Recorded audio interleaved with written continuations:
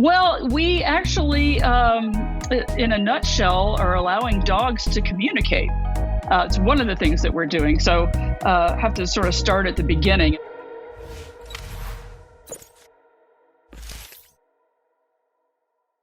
So I was curious, could you just give me like a brief backstory of what you've done so far? Wow, that's a big question, Joel. I think early on, I was working in industry with a computer science degree, and I loved that. I was great. I was a developer. We did defense systems. I worked for several different companies, and really enjoyed that. But I found that that I was not getting the creative outlets that I needed.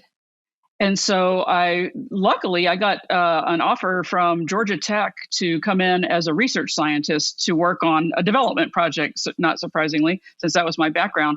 And when I got exposed to what it was like to be in academia, I just was so intrigued with the idea of complete intellectual freedom.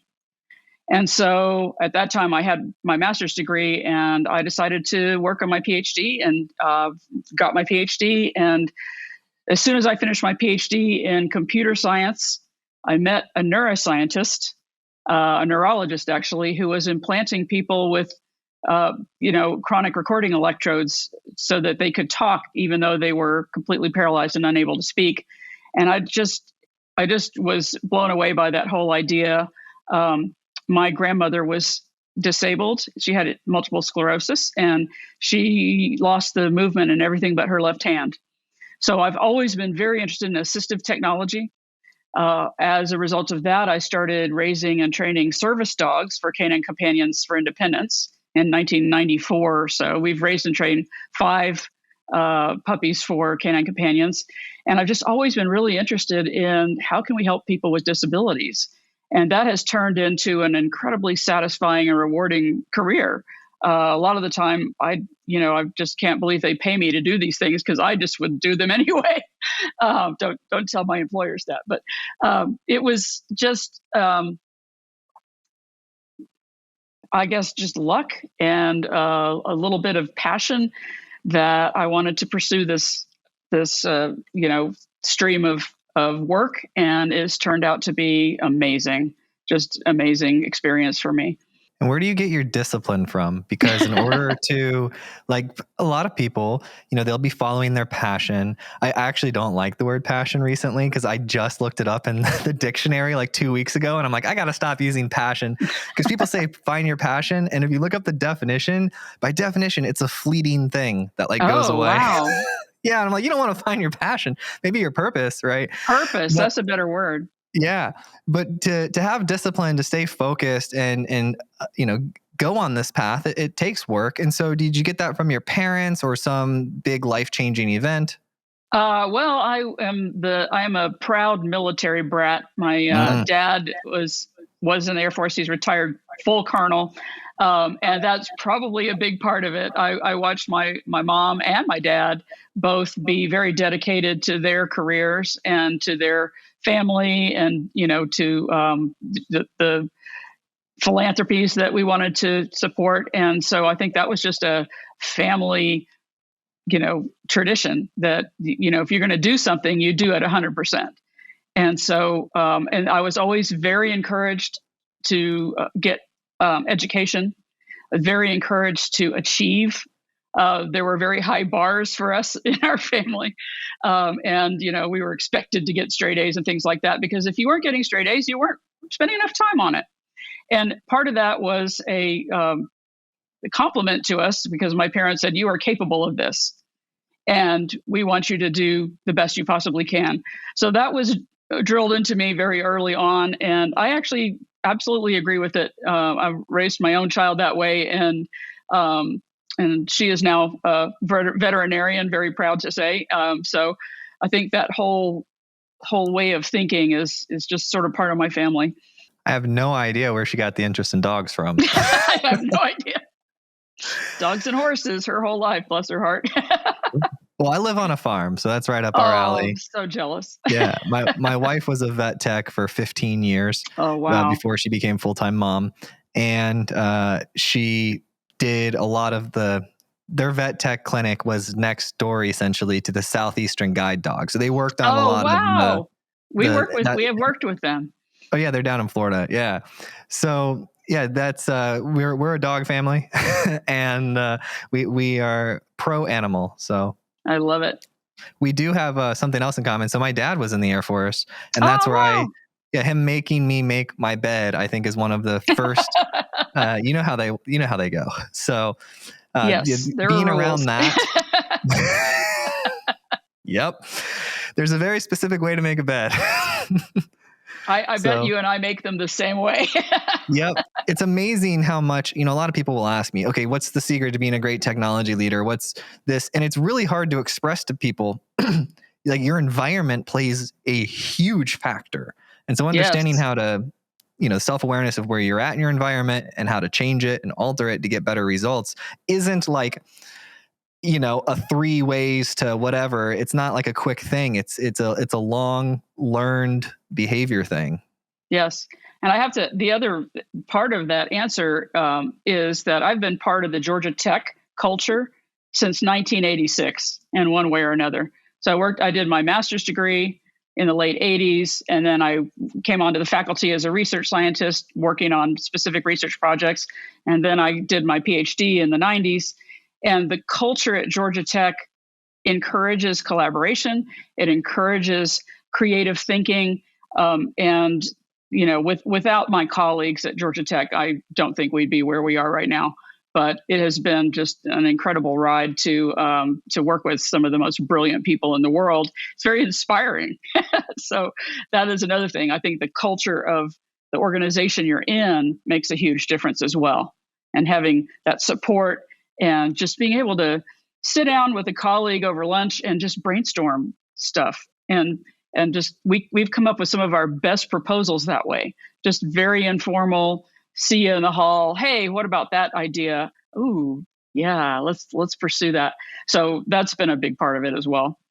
And then, so what are you doing with the dogs? Mind control devices? I don't know. Well, we actually, in a nutshell, are allowing dogs to communicate. It's one of the things that we're doing. So have to sort of start at the beginning. As I just told you, I have raised and trained service dogs for very many years. And so I'm very tuned into that problem space and the kinds of things that they do. I also have very close friends who have service dogs because of disabilities that they have. So I hang out with those folks a lot and I see what their lives are like. So I happen to be lucky enough to share a lab since 2006 with one of the pioneers of wearable computing, Dr. Thad Starner. He's a very close colleague, and we have done many, many, many things together. But it sort of shocks me that we shared a lab together for about 6 years before one of our other colleagues had the idea of, hey, what if we could put wearable computing on a dog? Because I usually have a dog with me at some, because I'm raising and training them. Dogs in training have the same public access as a fully trained dog because we have to train them to be okay to be in any situation. So I would have a dog with me pretty much all the time. And it took us a while to come up with the idea that, hey, we could use technology for service dogs. And our colleague was thinking, wow, we could make, pretty lights and make them, safety and that kind of thing. And then I sort of had an epiphany. It's like, wow, these dogs could call 911 in an emergency.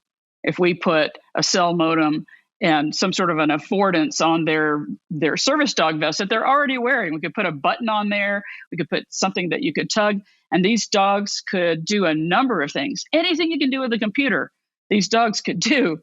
And so that is how the FIDO project started. That was our very first project. FIDO is a backronym that stands for Facilitating Interactions for Dogs with Occupations. So that is how we started thinking about what kinds of things, taking human-computer interaction, which is something that I teach, how do we take the theory and methods of human-computer interaction and take it into the animal world? Because we have a perfectly valid user, doesn't have hands, doesn't have opposable thumbs, but they have a nose, they have paws, they have all kinds of things they could use to activate sensors. And so we started to do some usability testing like we do for humans, but with dogs. We started with dogs since they're the easiest to get a hold of. And we learned some incredible things. We started out thinking about what are the natural things that dogs do to interact with their environment. Well, they can bite things. They can hold things in their mouths and carry them around. They can bite on and tug something. These are all things that little puppies can do. They can touch things with their noses. They can touch things with their paws. So we looked at all of these things and said, okay, what's the most natural thing for these dogs to do to be able to activate a computer that's on their vest? So we came up with 9 different sensors, 9 different affordances. Affordance is just the word we use in human-computer interaction. That means it's something that looks like it's how it's supposed to be used. Like a button is for pushing, a chair is for sitting, a slider is for sliding across. So what does that mean for dogs? So we had a wonderful time with this paper, this study that we did, and we discovered that dogs can indeed turn around and bite something that's on their vest. They can turn around and tug something that's on their vest. It's really hard for them to use their paws on something that's on the vest. So we kept it to a nose and snout interaction. But the dogs actually started to invent their own ways of interacting with it. So one of the things that we did was a proximity sensor on the vest, which is just like an automatic faucet. You wave your hand over it, and it turns the water on. Well, the dog would wave their nose over it, and it would activate the computer to do something, either send a text message to somebody or make a phone call to 911 or say something. We put a little speaker on there, and it would say, "Excuse me, my owner needs help." And it turned out that with this proximity sensor, the dogs, we thought they would touch it with their nose because that's a very natural thing that dogs do, is touch things with their noses. And the dogs ended up inventing gestures to activate the sensor. So they would wave their nose down, or they could wave their nose up, which made us think, we could have two different messages here because they can interact with us in different ways. One dog did it with his ear. He just bent his head over and activated the sensor with his ear. And so we found out that our user is very engaged and has some opinions about how these things need to be used. So it was a fascinating study. We ended up sending the paper to the flagship conference, International Symposium on Wearable Computing, and we won Best Paper that year. So that was gratifying because it really made me feel like the community of wearable technology, in particular, a lot of human-computer interaction people in there, were taking us seriously. That this was something that was not just a whim and not just a cute little project with dogs, that this is a real field. And we started reaching out to colleagues, mostly in Europe. Actually, there's some folks in Europe that have sort of about the same time frame started working on these kinds of problems. And we now have an animal-computer interaction conference. We have a whole community that is working in this field. And essentially, we helped create this new field. And that kind of thing, just I can't tell you how satisfying it is to see that we discovered a whole new problem space, a whole new set of things that need theory and methods, and how do we do this best for dogs? And of course, I also have 5 horses, so we started looking at what kinds of sensors can we use for horses to wear for things like detecting lameness, which is kind of a black art. Veterinarians are amazing at it, but it's very difficult to detect lameness in a horse and to really pinpoint what it is. So we developed some systems that would measure exactly the way the limbs were moving and things like that would help us figure out what's going on with the horse. And now there are actually commercial systems out there that you can buy to do that kind of thing. So it's been an incredible ride, and I'm very proud to say that we are pioneers in this area, and that it is a serious research area now. Have you written any books about it? Well, there are. I can't really divulge too much now, but there is a book in the works. There is a book in the works. That's good. Yeah, when you see industries emerge like that and the people that are a part of their emergence, typically they're the first ones to write books, and then that helps get Yes, more people, because then we can refer back. I could say, hey, if you want to know more about, what Melody's doing, go check out this book. So exactly. if it does, when it does, whatever we need to do to dance around this, let me know, and we can come back and we can have you back on, release the book, or put something Oh, in one of our awesome. That would be shows. great. Yeah. Yeah. Mostly right now, it's just papers. Certainly with the Animal Computer Interaction Conference, which is an ACM conference, there are plenty of papers that have been published in that proceedings, but there's also lots of papers in journals. We actually have been published in some human computer interaction journals as well. And so again, we're pleased that the community, the whole interaction community, has embraced this as a serious research area. And so there is a book in the works. I need a textbook for my class. Georgia Tech lets me teach a class in animal-centered computing, and so I'm involved in a project to create that textbook that I desperately need. That is super exciting. Now, are you doing anything with the brain? I talked to this guy a couple of weeks ago, and for humans, they did most of the BCIs, they drill a hole in the skull, right? And that usually loses most people right off the bat. It's like, I don't want a hole in my skull if I don't have to. But then they found this electrode stent, and they can put it up to the jugular and release it into the veins of the brain, and then you can control with this, link computer, and they built their own operating system for it. So are you guys implanting anything in the dogs today? No, actually, all of my brain work, and I am the director of the brain lab at Georgia Tech, and actually Dr. Starner is also involved in that very heavily. All of our brain work has been with humans. And so I did start out on the very first team to ever implant a human being back in 1997 with Dr. Phil Kennedy of Neural Signals Incorporated. And there's a documentary out right now called Father of the Cyborgs, which is about Dr. Kennedy, and I'm actually in it in several places because I was his computer scientist and he was the neurologist working on that. So that's out now. You can actually stream it, I believe. But we started out with his neurotrophic electrode, which he implants in the brain, and then the axons grow through it, which allows the brain to kind of hold it there. And then with imagined motion, so that we would implant it in the motor cortex after an MRI to determine where this brain might still be active, because the folks we were working with were late stage ALS and brainstem stroke and folks like that who are completely paralyzed and unable to speak. And so the idea here is let's give them a channel of communicating with a computer or a wheelchair or the TV that doesn't require muscle movement. So it's only based on brain signals. So this was Dr. Kennedy's idea, and he had been working on this idea for like 20 years before that, working in animal models. So I was fortunate to meet him at the very beginning of the work with humans, and we got an NIH grant, National Institutes of Health, to implant 8 patients, so 8 locked-in people. And over the next 5 to 10 years, we did that and tried to look at some of the things that would make it work better. And I got very interested in non-invasive methods of doing brain-computer interfaces. And as you said, not everybody wants to go through a 12-hour neurosurgery, which is what that was. So I actually got interested in things like scalp EEG, just like you would get in a neurologist's office, and functional near infrared.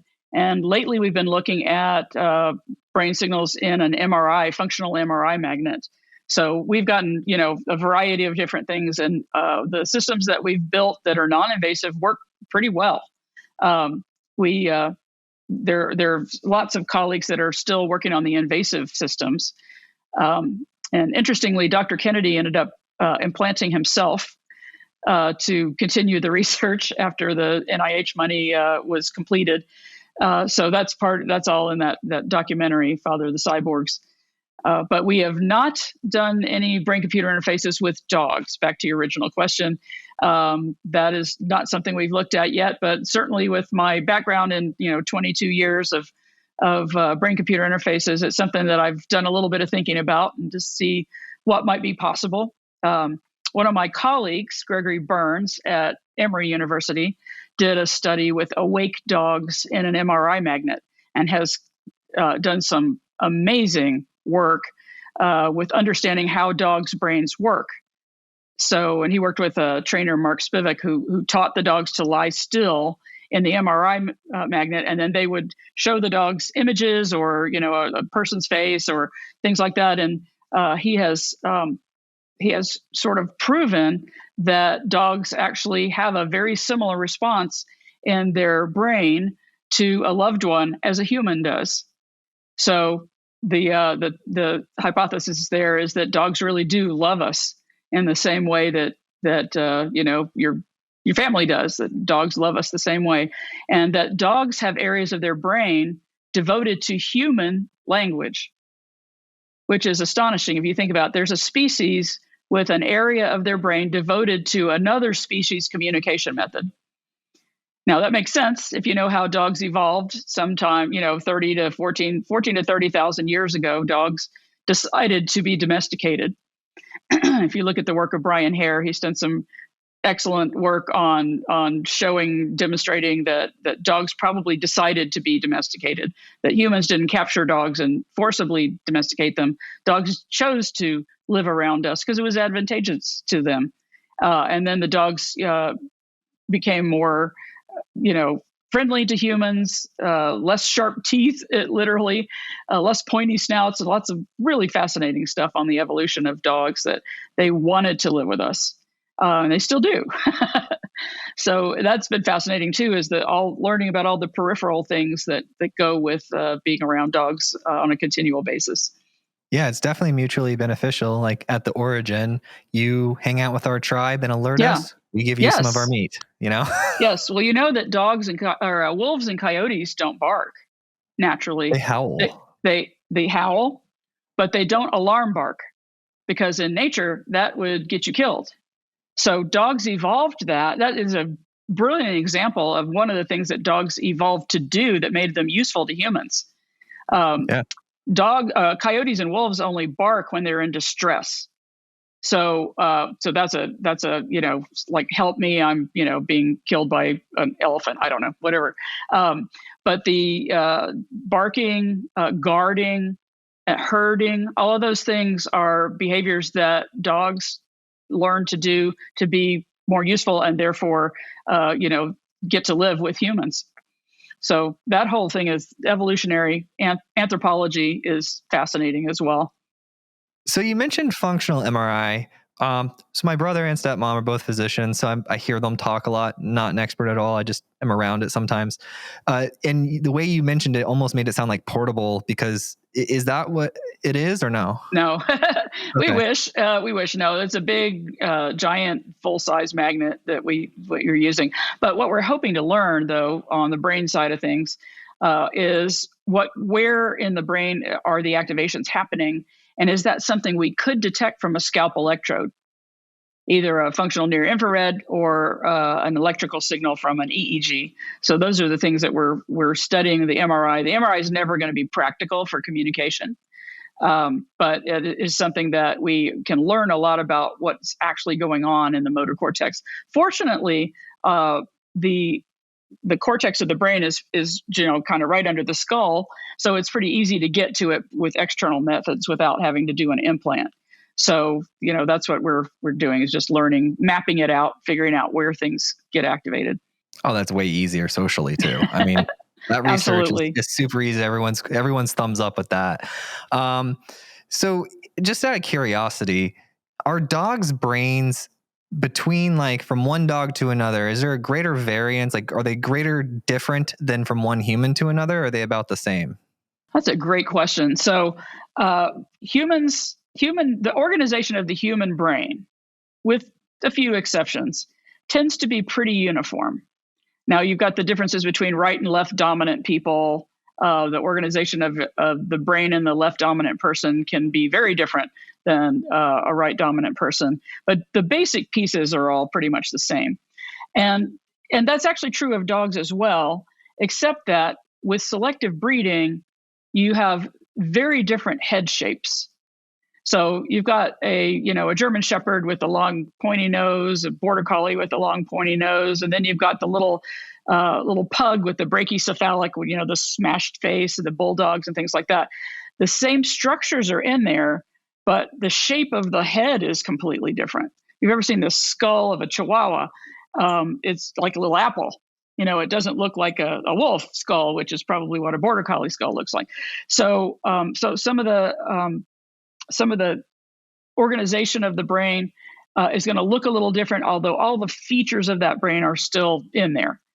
So a large part of the dog's brain is olfactory bulb. So a large part of, not surprisingly, the dog's brain is devoted to smelling. And that's how they understand their world best, is by sniffing and smelling, which is why they're always doing that. But, the olfactory bulb can be very smashed into the brain in like a little pug. Or it can be, more of the original, what we call the wolf brain, a little bit more of that organization. But it's still about a third of the dog's brain. So it's an important part.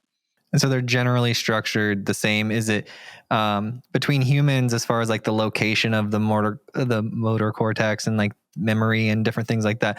Are there similarities between the dog's locations and the humans' locations? Actually, there are. There are similar parts to a dog brain and a human brain. Of course, like you said, the dogs hear sounds and process sounds. And Greg Burns and Mark Spivak discovered that they can actually process human language in something very similar to the human Broca's area, which is where we process language and sounds, Broca's and Wernicke's areas. And they do have a similar type area. So it's fascinating to find out that, the mammalian brain does have a lot of similarities between species, even though we're very, very differently built than dogs. Our brains do have some similar components. Very interesting. Thank you for indulging me on my... Yeah, sorry. I can digress all day. So you just... Now, where are we at? So I'm an entrepreneur, right? I've built companies, and I really like the market and understanding value and things like that. I know you're, at least the title on the show notes are, researcher, scientist, brilliant person, human. But I'm curious, where is this technology that you're working on? Has any of it been commercialized? Is it all still in research? Does anyone have these sensors out in the wild? Well, that is a great question too, because I am very interested in making sure that the work we've been doing for the last 10 years does become available for the people that need it. So we have developed prototypes of, for example, a medical alert vest that if someone is having a seizure or maybe a diabetic crisis, the dogs can be trained. They've already been trained to do this kind of stuff. They can detect 30 minutes before you're going to have a seizure. The dog knows it if they've been trained to do it. And some dogs do it naturally. And so what those service dogs are trained to do is to say, okay, you're about to have a seizure. They'll push you up against a wall or into a chair so that you don't fall when you have the seizure. And then when you start to have the seizure, the dogs are trained to lick the person's face and to try to rouse them. And so, that these are the things that the dog can do, is stay with the person. But what if that dog could reach around and press a button or pull a tab that calls 911 with your GPS location? Also, at the same time, it texts your family and says, we're at Starbucks on 5th and Spring and she's having a seizure, so that your spouse or your children or, somebody responsible would know that this was happening to you. But in the meantime, 911 has been called with some sort of probably a pre-prepared message that this is a service dog from a person with a medical condition, epilepsy or whatever, that causes them to have seizures, and the dog has now alerted. And so this could save lives. So yes, we would love to have someone commercialize this. This is, as you said, I'm a scientist and a researcher and an educator, and so that is my purpose. I won't use the word passion because we just had that discussion, but that is my purpose. And so I am not an expert in entrepreneurship, but I would love for someone who is interested in commercializing this type of technology to, to talk to folks like that might think that there's potential in this. And now, obviously, the disability market might not be that big now, but if we could get insurance companies to cover some of this stuff, I think that it would be really, really valuable for people with severe medical conditions. There are a lot of other uses besides medical alert. I have a colleague at Canine Companions who has a muscle disability, so she uses a wheelchair, but it affected her ability to speak. So she can't speak very loudly. She signs. Her dog understands American Sign Language, and so one day they were in a dog park, and so she was playing with her dog. She's tossing a ball for him or whatever, and she got her manual wheelchair stuck in a field, in a rut in the field, and she couldn't move the wheelchair. Well, she couldn't call for help either, because she can only whisper. So she gave her dog the speak command to bark, which he's trained to do. But they were in a dog park, so nobody thought that was weird, that there would be a dog barking in a dog park. So she sat there for a while, like a couple of hours, before a human being finally walked by, and she was able to wave them down and say, "Help, please help me get out of my wheelchair." So we actually built her a system that allows the dog to walk up to a human, to a person, activate a sensor on his vest, and a speaker says, "Excuse me, please follow me. My handler needs your attention." And so that would allow the dog to go and get help, because unlike Lassie films and movies and things like that, when a dog runs up to somebody, they very rarely will follow the dog, right? Especially if it's barking at you. If it's barking at you, you might just go, "Oh, I'm afraid I'm going to run away because this dog is going to bite me." But this allows the dog to literally go up and communicate with someone. Now, when we tested this, and we were on the Canine Companions campus when we tested this, so these are people who are expecting service dogs, but we taught the dog to go find a human, go find the nearest human. He went up, he activated his sensor. The speaker said, "Excuse me, I need, please follow me." And the person jumped back about 6 feet because they'd never had a dog talk to them before. So this is something that we would like to become more mainstream. But this is just an example of another way this can be used. A third way this can be used, and we have many, a third way this can be used is that Canine Companions also raises and trains hearing dogs for people who are deaf. And so the way a hearing dog works is they're trained on specific sounds, like, the baby crying, or the sound of somebody calling your name, or the doorbell ringing. And so what they'll do is they go up and they alert, like poke the person with their nose or however they want them to alert. And then they'll have the person follow them to the source of the sound. So that's great. If somebody's calling your name or the doorbell's ringing, the dog just gets up and takes you to the front door. What if it's a tornado siren? The dog has no way to lead you to the source of the tornado siren, but that's really important information to the person that's living in that house. They need to know that. So we developed a vest that has several different affordances on it that allows the dog to give several different messages. One of them might be the baby's crying, one of them might be the doorbell's ringing, and the other one might be there's a fire alarm or there's a tornado alarm. Any sound at all, the dog can be trained on. And it actually sends a text to the person's cell phone, or it can send a message to their head-worn display. So Dr. Thad Starner was actually the lead developer on Google Glass. So he knows a lot about head-worn displays. And so we've certainly built some systems based on that. And this is one of them, that the person would just have a message flash up in on their head-mounted display that would say, "Hey, there's a tornado siren going off. Maybe we should get to the basement." So the dog can talk much more clearly. And, sometimes I'm taking a nap. I don't necessarily want to answer the doorbell. So it would give you a lot more information about what's actually happening without having to get up and go follow the dog around to see what is happening. So we once we started looking at this area, we realized there are so many different ways that this type of communication can be used. I have one more story.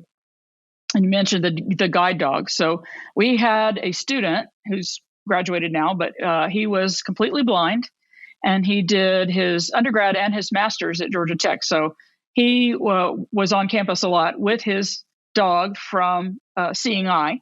which is a group we worked with up in New York. So he had a seeing eye dog, and they were going between classes on a very familiar path one day. He'd been at school for a while. He knew where he was going, and he knew what the hazards might be, et cetera. And then all of a sudden, in the middle of the sidewalk, the dog just stopped and sat down. Now, with the guide dogs are trained with something we call intelligent disobedience. So if the dog perceives there's something dangerous happening, right in front of you, they'll stop you from moving, and they won't let you go into danger, like walking into a street or falling into a hole or something like that. And so that day, the dog stopped in the middle of the sidewalk, and my student said, "Dude, what's the matter? Let's go." He pulled out his collapsible cane to make sure there wasn't like a branch on the road or something like that. He pulled out his cane and he felt all around. He's like, there's nothing here, buddy. I can't feel anything here. So he said, "Let's go." And the dog said no. And he sat. And so finally, he was late for class. So he's like, "All right, look, you got to quit fooling around. I don't know if you found a hamburger on the ground or what, but we got to go. Let's go." So he gives him a little correction. So he says, a little bit of a punishment, like, "Let's go. You're being bad." And the dog said, "Okay." And they both stepped into wet cement. So the dog knew there was something wrong with the sidewalk, probably because it smelled funny. He knew there was something wrong with it, and he had no way to articulate to his owner, his handler, that something was wrong. So we actually developed a guide dog harness with a tab on it, with buttons on it, and proximity sensors. We tried all the different sensors that allows the dog to say, "There's something in our path. You need to go around. Please follow me." So again, yet another use for this kind of thing. And that's just with service dogs. So, we thought about military applications, police applications. Dogs can actually tell the difference between the smells of different explosives and different accelerants. And so we actually have done some experiments, not with explosives, but with just, essential oils and things like that, to prove that dogs can actually tell the difference between, say, birch and clove scents, and they can either activate something on their vest to tell you which one it is, or even a touch screen. We've actually have a project where we have dogs activating a touch screen to tell us what scent they just smelled. And we've shown that does work. So the dog could tell you, "Oh, that explosive that I just found is C4, which is pretty stable. You can bump it and it's not going to go off, but it's something really volatile like TATP. If you mess with it at all, it's going to explode." And so that's something the bomb squad wants to know, as well as the canine handler. So we even, are looking at military applications where dogs would be able to communicate something like that. Again, could save lives. Absolutely. Yeah, I didn't fact check this, but I was listening on Joe Rogan podcast to this doctor. I don't know how to say his name exactly, but it's like Michio, or he's a popular doctor. He's got this brand called like Big Think, but he's like a Neil deGrasse Tyson type person. Yeah, I just don't know how to pronounce his name. So people are probably yelling at me right now. I'll learn after the show how to pronounce his name. But I've seen him around. I've listened to him talk hundreds of times. But this last talk I listened to a few weeks ago, he was talking about dogs and like how significant their ability is to smell, and that to the dogs, the world looks very different. It's a bunch of smells. Yes. And then he had also said, this is the fact check part, that dogs have a higher accuracy of detecting cancer in people than most of the cancer tests. And I was like, whoa, that's crazy. We need like Dr. Dogs, Well, my colleague Cindy Otto up at Penn Vet, so University of Pennsylvania vet school, is doing exactly that. They are training dogs to detect cancer. And these dogs are extremely reliable with very, very tiny samples as well. So I think they're looking at cervical cancer. They're also looking at detecting COVID. The dogs can tell if you have COVID or not. So those studies are underway, and very, very fascinating stuff. Very, very important. I have a Bernese Mountain Dog. Yes. And he's about 8 years old. So, he's towards the end of his life, but he's still very happy, and things are going well. So my wife went into labor about 2 days ago, and a little bit early. So when she went to the hospital, they slowed it down. But from the moment, like maybe like a day or two before the labor, that dog will not leave her side. Like usually he's Wow. cool with her going downstairs and going to bed and he just kind of lays around, but he's like anxious. I was watching him on the security cam pace back and forth the whole He night until knows. she came back up. And Michelle, my wife, Michelle, she's like, he knows that the baby's coming and like, it's going to come soon. And that's why he's so anxious and wanting to be right next to me and all this stuff. And I was like, that's crazy. Cause he's Isn't that done it with, amazing? all three of the pregnancies that we've had. So So he's a pregnancy service dog. That's awesome. pregnancy service dog. Well, I have had friends whose dogs, wouldn't quit smelling, like their stomach or something like that. And they went in and sure enough, they had a tumor.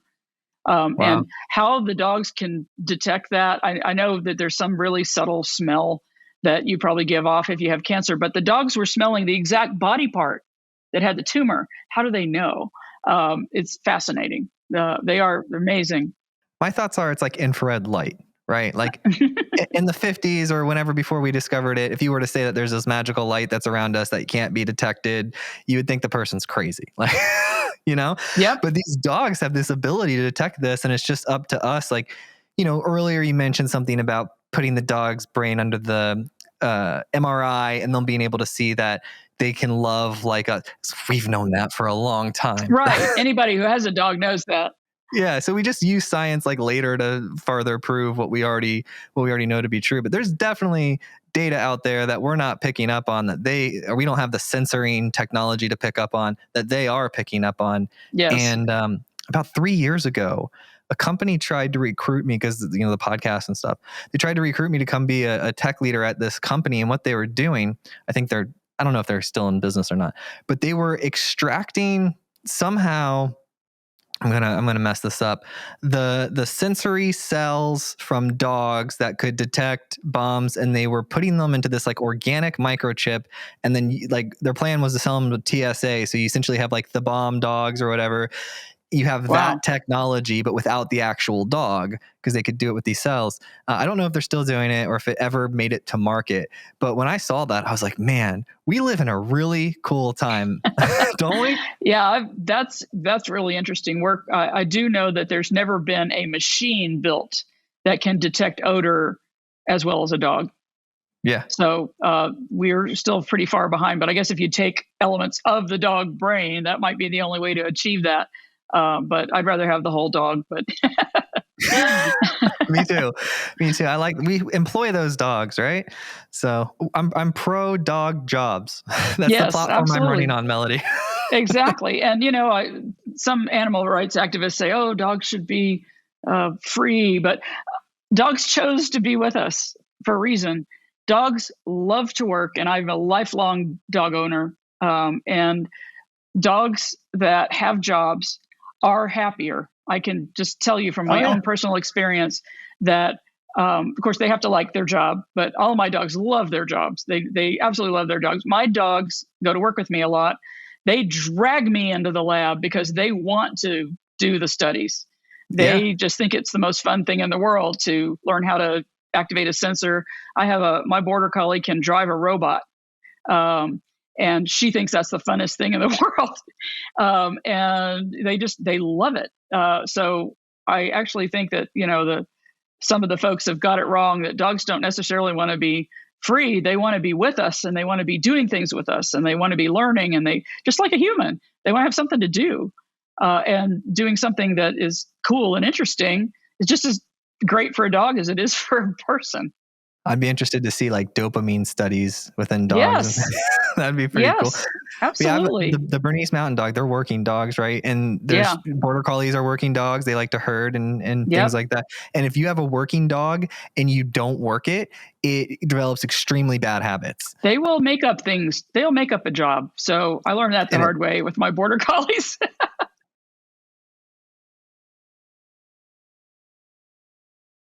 One thing that I wanted to mention while you had said, what else would we want to have commercialized? And, would love to partner with somebody that's interested in doing that, that knows what they're doing in the manufacturing and marketing and all that kind of thing space. And this is another reason that I love research. We were looking at some data from one of our bite sensors for the Fido vest. And it was 3 different dogs, and it was, a bite. And the study was that we asked the dog to bite 10 times. And we wanted to see, how hard were they biting, that kind of thing. And so they showed me the graph of 3 different dogs. And I said, you know what, looking at this data, I can tell you which dog this is. So they weren't labeled, but I said, this top one, that's like a metronome. So, I said 10 times, get it, get it, get it, get it. And it looked like just completely even. That was my Border Collie Sky, who was perfect in every way and was a service dog, could have easily been a service dog, passed the service dog test. The middle one was a dog we had raised that had failed canine companions because he was too soft. And so you see, we told him to bite and he'd kind of bite. And then we tell him to bite again, he'd bite a little bit. And it just looked, you could see he was trying, but it wasn't up to threshold. And then the bottom one was my friend's agility dog, who was super high drive, over the top. And his giraffe looked like this, it was like up and down, up and down, up and down, up and down. I said, that's Blitz, that's Schubert, that's Sky. And they said, yeah, you're right. And I said, I wonder if we could tell something about a dog's temperament by giving them a bite sensor and just looking at the data. And so this started another project, which we call from a company called DogStar, which actually the funding came from the military, but we were interested in looking at patterns of activation in an instrumented dog toy. So we started out with an instrumented tennis ball, something that was the size of a tennis ball, a silicone ball, and an instrumented tug toy. And I just wanted to see, can we tell the difference between the dogs that are going to make it as a service dog and the dogs that aren't going to make it as a service dog? Since I had a release dog that, Canine Companions usually lets the puppy raiser keep the dog if they fail. So we kept him. And so I thought this was really, really fascinating. So we did a 2-year-long study with Canine Companions where we went in and all of their dogs that had just come in for advanced training, so these dogs are about a year to 18 months old, we tested them with the ball. 5 minutes with the ball, throw it 10 times, 5 minutes with the tug toy, have them tug on it 10 times. And then we followed their careers to see how did they end up. And it turned out that we could predict with almost 90% accuracy which dogs were going to graduate and which ones weren't. And Canine Companions graduates at only about 40% of their dogs that they raise, then train, and breed specifically to be service dogs. But that's how perfect the service dog has to be, because this dog is going to be given free of charge to somebody that has a disability. And they probably don't have any motor strength. They probably don't, they might not be able to speak. These dogs have to be perfect. So being able to release the dogs earlier that aren't going to make it, even if we're wrong 10% of the time, because we were, I think it was 87.5% accurate. Even if we're wrong, we still could save that organization, which depends on donations for their operation. We save them $5 million a year if we can release those dogs early. So that was something that was a big aha. It's like, wow, we can do quantification of temperament. So imagine how that might be for a breeder of agility dogs, say. So which ones are going to be the best agility dogs? We might be able to tell just from 5 minutes with a ball. What if you're looking at nosework dogs, detection dogs? Is this dog going to be a good bomb dog or a better cancer dog or something else? We're actually looking at those kind of things with Auburn University right now. We are partnering with Auburn's Canine Performance Sciences group down there, and we have funding from Homeland Security to work on that. We also did a longitudinal study with my perfect dog, Sky, the Border Collie. We said, well, let's see how this goes over time. So we threw the ball for him, 10 times every day for a year. And then we'd take his data and run it through our machine learning classifier to say, did he pass as a service dog or not? And every single day he passed as a service dog until one day, about 8 months in, the students ran the data through and they said, he doesn't pass today. And I said, what? What do you mean he doesn't pass today? Is there something wrong with the ball? So we took it apart. We looked at the hardware. There was nothing wrong with it. Did you guys change some code? No, we didn't. Anyway, eventually, for some reason, Sky rolled over. His whole underside was flame red. He was sick. He had a staph infection. And I couldn't tell. I, who, was his owner and knew him like the back of my hand, couldn't tell he was sick, but the ball could tell. So we started thinking this could be used for medical monitoring. So we currently have a project with the Georgia Aquarium, where one of my master's students, Josh Terry, built a toy for the sea otters. because they have some geriatric sea otters. And we said, we think that we can build toys that will quantify the behavior of these animals and be able to tell when they're not right. So that, usually otters are very destructive. They like to shake things and bang them against the wall and things like that. And they do that. But we can tell that today they're not banging it as hard as usual. And there might be something going on with this otter. So the Georgia Aquarium's been wonderful working with us, and we're interested in taking it into other species like maybe the beluga whales or maybe, dolphins and things like that, lots of animals that might be willing to play with a toy or interact with some sort of a tangible object, that we'd be able to measure that interaction and tell you something about that animal's health. And that, I think, has huge commercial potential. We think we might be able to take our smart toys, is what we call them, smart toys, into a shelter and assess dogs in a shelter for temperament. So is this going to be a good dog to be in a home where, needs to kind of be a couch potato, or is this the kind of dog that's going to need 2 hours of hard exercise every day? We might be able to tell that. So these are things we're still exploring. Again, they're prototypes, but we do think that there's some pretty tremendous commercial potential, and we're pursuing patents on these things right now. So it's like a smart toy platform that can do everything from all the examples you gave me. They all have a similar underlying technology. Exactly. They have, inertial measurement units, IMUs, sensors such as barometers that can tell if something's being squeezed, proximity sensors that can tell where it is in space, gyroscopes, magnetometers, all those things we've incorporated into some of these, essentially, toys for animals, smart toys. You got like a puppy operating system. Yes. I used to, in a former life, I was an operating system developer. So you're absolutely right about that. So just out of curiosity, so you make these discoveries, you find these things, and you like move on to the next experiment. Like there's not an arm behind you that's like, we can commercialize this, we can take it to market. Like there's not that portion that follows the research. We are indeed focused on research, and that's what I'm trained in. That's what I love, and that's what we want to do. We want to have the wild idea and go off and prove that something works, or find out that it doesn't and figure out how we should make it work. That's what we do. Georgia Tech does have vehicles for commercialization. They have some programs, incubators and things that support innovators. But I don't want to be the person that runs the company. I want to be the one that has a wild idea and goes off to get the next best thing. So that's why I would love to find somebody that is interested in commercializing some of these technologies, because the technologies do need to be out there. I'm just not the right person to run the company, because I don't know anything at all about running a company. Yeah. I'm married to somebody that does. My husband is a CEO, but I'm not me. So we would be, even if maybe some of the larger animal-related companies might be interested in licensing some of this technology, et cetera, we would be very interested in talking to some folks about that kind of thing. That is very cool. And then that technology, it's like ready for market, or it just has to be like designed for scale? Or it would need to be designed for scale. Everything that we do right now is a prototype.